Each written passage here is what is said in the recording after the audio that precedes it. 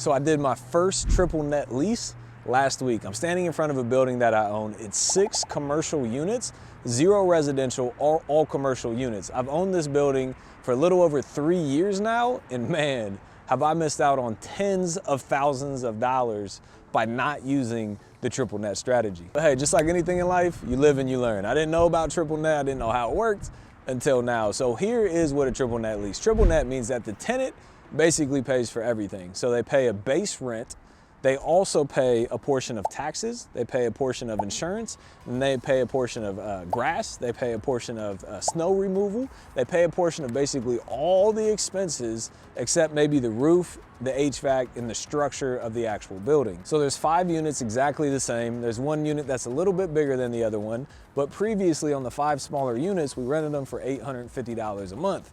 Now we're getting $1,200 plus out of each unit because of this strategy. Let's take a look at one of the units. So this is one of those units. Again, nothing too crazy. We got a little kitchenette area. We got some office space for people to work at. We have another private office over here, and then a bathroom over there. So, nothing too crazy, pretty basic, pretty simple for somebody to be able to come in here and use it as an office. So like I said, here's the numbers before I learned about triple net and after. So before we were renting it for $850 per unit. Now with the triple net strategy, after we add back in insurance and taxes and management and all those other things that I was already paying, it was just coming out of the $850. Now the total gross income will be $1,200 per month, adding on those additional expenses per unit. So again, 5 units are the same. So an additional $350 per unit times 5 is $1,750 in additional income per month. Times 12 for the year is $21,000 a year of additional income. And there's another unit that's a little bit bigger than these units. That one will have about an extra $500 a month. 500 times 12 is $6,000.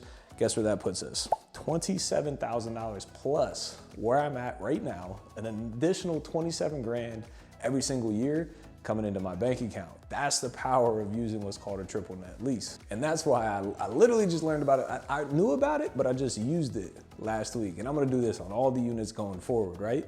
Quick backstory on this property. It looks nice and upkept now, but this is a property that got listed many years ago for $45,000. A friend of mine actually bought this house. And it was actually 8 apartment buildings at the time. Numbers didn't make sense, but then I was like, all right, I want a commercial building. I was tired of paying rent to my previous landlord for office space. So I was like, I'm gonna buy an office building. So I ended up buying this for $150,000 instead of 45. So an extra 100 grand that I could have saved if I bought this earlier. But hey, you live life and you move on. Bought this property, put a few $100,000 into the renovation of this property, literally gutted it to the exterior walls. We ripped out the roof truss, the floor truss, everything in this property is new except the brick on the exterior wall. And now the beautiful thing is now worth over $700,000. It was already cash flowing before this triple net thing.